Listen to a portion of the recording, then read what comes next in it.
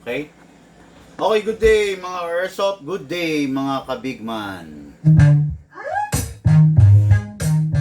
Yeah.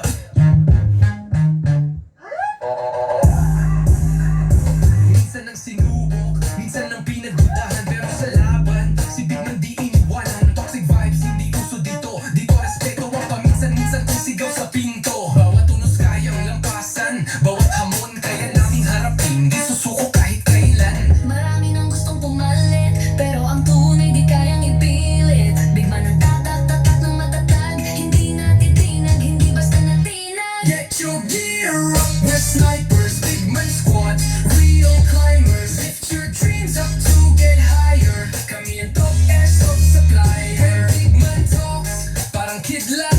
Mga kalaban nagtatakbuhan agad. Raps fire, laging pataas. Parang Pit Viper at Sun Viper, walang atras. Okay, another day, another Airsoft requested by our bossing from different province here in our country, no. So, ngayon review and unbox tayo ng mga ng item for shipping, no. So, ito.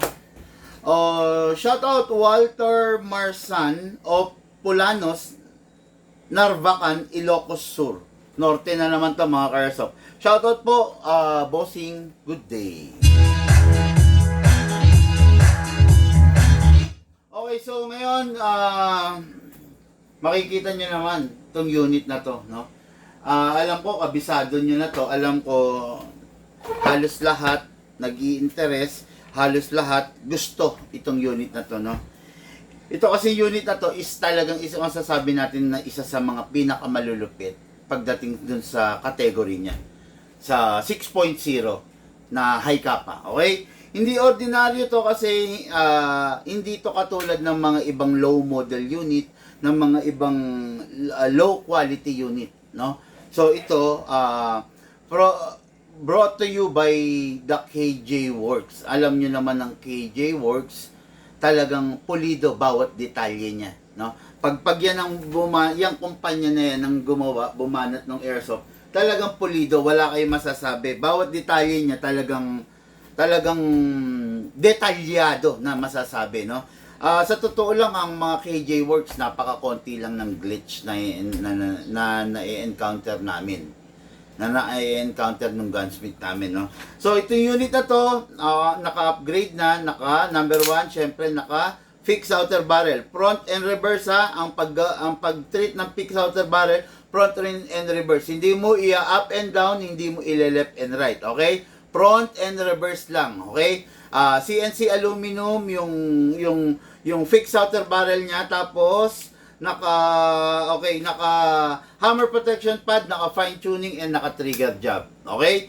Although this unit is designed for a competition grade unit, so pero hindi pa siya naka anti-freeze nozzle at saka naka HAPA rubber, no? So kumbaga meron pang two-step, meron pa siyang igaganda pa. Kaya lang, kung hindi ka rin lang naman makikipag-compete, hindi ko naman ina-advise na yung isagad mo lahat ng upgrade sa kanya, no?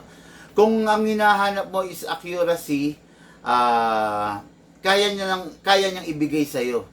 Kung hinahanap mo firepower, meron din naman siyang firepower.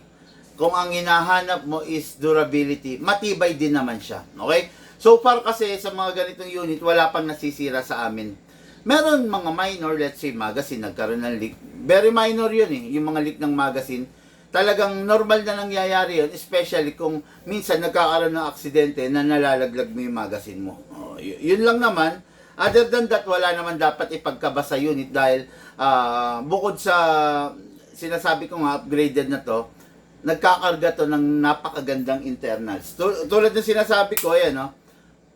Purong bakal to, no? Stainless steel, CNC steel yung laman loob niya. Most of the components na nakalagay sa kanya is talagang steel. Ayan, no? Slide stopper, hammer, safe, lahat, ayan, no? Kaya itong unit na to, talagang maganda kung sa maganda. It's just that medyo may downside to, medyo nahahabaan yung iba. Pero yung pagiging mahaba niya is talagang nakakatulong sa kanya. Yung pagiging mahaba niya is nagiging kapaki-pakinabang sa kanya. Okay?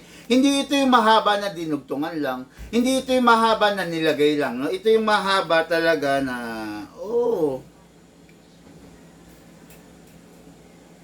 Wag. Hindi, iniisip ko baka pwedeng maalis. Kasi may alin. Pero hindi, wag na nating alisin tong compensator kasi yan nga yung nagpapaganda sa kanya eh. To compensate the recoil eh, di ba? Yan nga yung masasabi natin na isa sa mga features niya, no? Yung iba kasi gusto maiksi lang 5.1. Pero kung may 5.1 ang gusto mo, meron naman tayo. Yung 19S nga lang natin, di ba? Pero ito napakaganda, napakasarap, talagang competition grade, talaga mag-e-enjoy ka sa performance nito. Okay? So, let's begin. Walter Marsan of Narbacan, Ilocos Sur. Ang Ilocos Sur ay nasa taas ng Luzon, no? Ano yan, nasa gilid, kumbaga parang shoreline, no? Sabi nga, nasa taas yan ng Luzon. Mula rito sa Bulacan, siguro uubos ka ng, let's say, mga nasa 8 hours to 9 hours bago ka makarating dyan. Ganong kalayo yan, lugar na yan, no? So, dire-diretso tayo, review and unbox natin itong unit na to, syempre, para sa ating ka-airsoft. Number 1, maglalagay po tayo ng silicone oil sa magazine. Huwag pong kakaligtaan yung paglalagay ng oil kasi kumbaga ma-advance yung wear and tear ng unit mo, no? Imbis na yung unit mo tatagal ng 5 taon, baka 2 taon lang, di ba? At tapos nakita nyo naman, naglabas ako ng ng unit na na hindi inalagaan sa silicone oil, 'di ba? Hindi inalagaan, ang tendency yung unit is napabilis yung pagkasira. Yung wear and tear ng unit talagang na-advance, 'di ba? Press the valve then spray. Okay, after that, na-sprayan mo na yung output valve, sprayan mo itong inlet. Atake mo to, may ataking kang lock dito, then slide mo lang, ayun, dito ka maglalagay sa inlet. Okay? Yan. After that, kunin natin yung unit, ikasa natin manually, ilock natin, sprayan dito sa gilid ng slide stopper. Okay, then sprayan natin dito sa nozzle.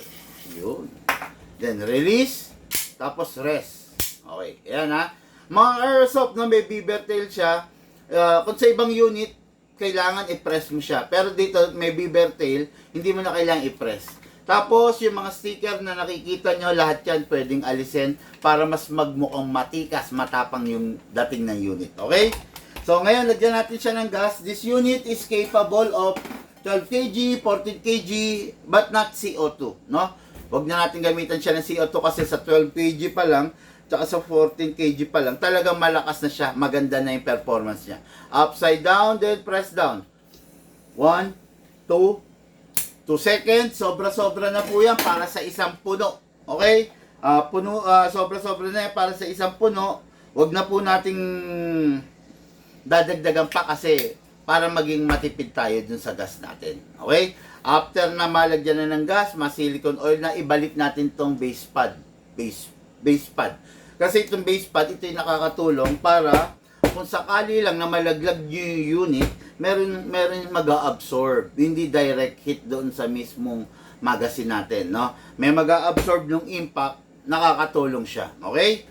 Ngayon, syempre, lalagyan natin ng bala, no? Sa paglalagay ng bala, much better kung meron kang tinatawag na reloader. Kung wala nito, isa-isa mong ilalagay yung bala. Medyo hassle, medyo mahirap kasi minsan mabibitaw mo yung bala, nasasayang yung bala, di ba? Pag may reloader ka, mas less yung masasayang, hatakin lang to pababa, then put your other thumb here, para kung mabitawan mo, siya yung sasalo, then dito ilalagay yung bala. Pump lang po natin. Okay. Maximum rounds mga ka-airsoft is 27. Pero lagi kong sinasabi, bawasan po ninyo. Huwag ninyo isagad yung 27, make it 20 to 23 para yung spring hindi masira.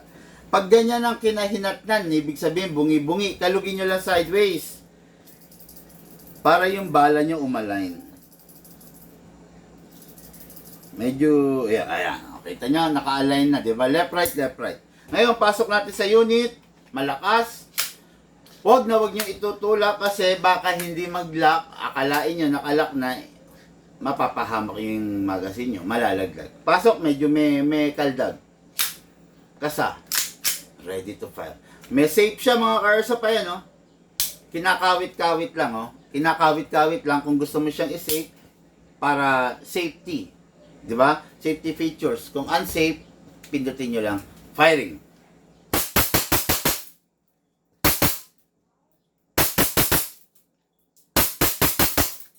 Open slide kasi wala na po siyang laman na bala. Next thing to do, release the magazine. Sa pag-release ng slide, wag nyo lang hatakin to. Hatakin nyo lang to. Release the slide, then rest the hammer. This is the hammer by pressing the trigger. Okay? Payo ko lang doon sa mga taong pasmado, pag medyo pasmado yung kamay mo, nag-acid, nagre-release ka ng pawis, bago mo itabi yung unit mo, punasan mo ng malinis na basahan para mawala yung mga acid. Kasi yung mga acid, pwedeng yun ang magpaangat sa pintura, manira ng pintura. Okay? Ngayon, itong unit na to, nakita nyo, hindi na yung test fire natin. Bago natin itatabi, make sure walang bala. At dapat, syempre, walang lamang hangin. Pasingawin lang natin to. Yun, okay? Unit for shipping, Narvacan, Ilocos Sur. Pulanos, Narvacan, Ilocos Sur. Kay Sir Walter Marsan. Hello po, Sir. Thank you sa tiwala. Lahat po tayo nagmula sa iba't ibang larangan. Pinagbuklod, pinag-isa, ng iisang libangan. Yun po ang paglalaro ng airsoft. Siyempre po, hatid sa inyo ng inyong lingkod, Pigman. Thank you po.